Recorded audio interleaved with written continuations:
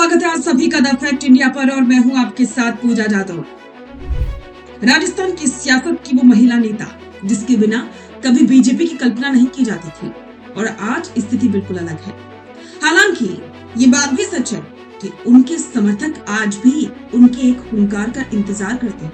वो जब भी मैदान में उतरती हैं तो हलचल तेज कर देती हैं और जब शांत रहती हैं तो बातचीत का दौर सन्नाटा छा जाता है। वो नाम है वसुंधरा राजे। सियासत में राजे जिस तरह से काम करती हैं उसका अंदाजा कोई नहीं लगा सकता। उनकी अगली क्या चाल होगी ये वही जानती है और ये भी कहा जाता है कि जब शेरनी 2 कदम पीछे खींचती है तो दुगनी छलांग लगाकर आगे भी बढ़ती है।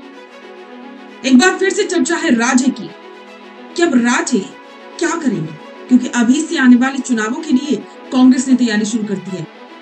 यहां तक कि मुख्यमंत्री भजनलाल शर्मा भी अब चौपाले लगाने लगे हैं गांव-गांव जाकर। अब सभी को इंतजार है राजे का कि वसुंधरा राजे का टारगेट क्या होगा, उनका प्लान क्या होगा। क्या 2028 में राजे बहुत बड़ा कमबैक करने वाली है? आज हम राजे की सीक्रेट मिशन है उस पर बात करेंगे। वसुंधरा राजे राजस्थान भाजपा का वो चेहरा है जिन्होंने 2 बार पार्टी को पूर्ण बहुमत की सत्ता दिलाई। उनका शासनकाल विकास की बड़ी योजना और भामाशाह जैसे नवाचारों के लिए याद किया जाता है।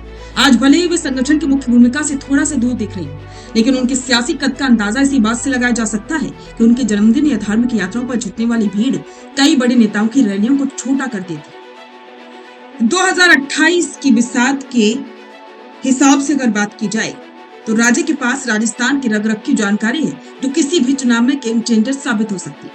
महिलाओं के बीच राजे की लोकप्रियता आज भी बरकरार है। राजे खेमे के विधायक और नेता आज भी मानते हैं कि राजस्थान में भाजपा का सबसे बड़ा और लोकप्रिय चेहरा वसुंधरा राजे ही है। राजस्थान की राजनीति में इस वक्त पीढ़ी परिवर्तन का दौर चल रहा है, लेकिन राजे ने अपनी सोशल इंजीनियरिंग और हर समाज में पैठ के दम पर खुद को अपरिहार्य बना दिया है। दिल्ली का दरबार भी जानता है कि राजे को दरकिनार करना जोखिम भरा हो सकता है। कांग्रेस की अगर बात करें तो भले डोटासरा संगठन बढ़ा रही है, लेकिन भाजपा के भीतर राजे की अपनी एक समानांतर मजबूत पकड़ है और उनका एक अलग संगठन है जो चुनाव के वक्त अचानक से सक्रिय हो जाता है।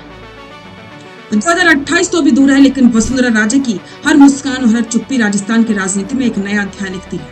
क्या महारानी की वापसी होगी या राजस्थान भाजपा का एक नए युग की ओर बढ़ जाएगी? ये बात सभी जानते हैं कि वसुंधरा राजे का काम करने का तरीका थोड़ा सा अलग है। जब उन्हें सीएम की कुर्सी नहीं मिली थी तब कहा जा रहा था कि बीजेपी आलाकमान उनके कार्य के तरीके से खुश नहीं और इसी वजह से उन्हें नए चेहरे को तवज्जो दी क्योंकि वो अपनी शर्तों पर काम करते हैं। लेकिन अब सवाल यह है कि क्या आगे भी ऐसा ही होगा? क्या वसुंधरा राजे खुद को स्थापित करने के लिए कोई प्रयास नहीं करेगी? क्या जो खींचतान पूर्व मुख्यमंत्री अशोक गहलोत करते हैं, क्या वो खींचतान राजे नहीं करेंगे? राजे के लिए एक बात तो है कि वो बहुत ही सोच समझकर कोई भी कदम आगे बढ़ा।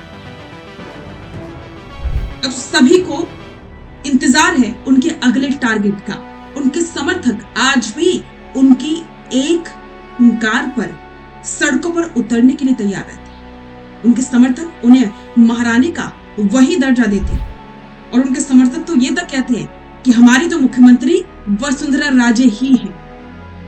जनता से सीधा लगाव और जिस तरीके से उन्होंने अपने कार्यकाल में मुख्यमंत्री रहते जो काम किया वो भी आज सराहनीय है।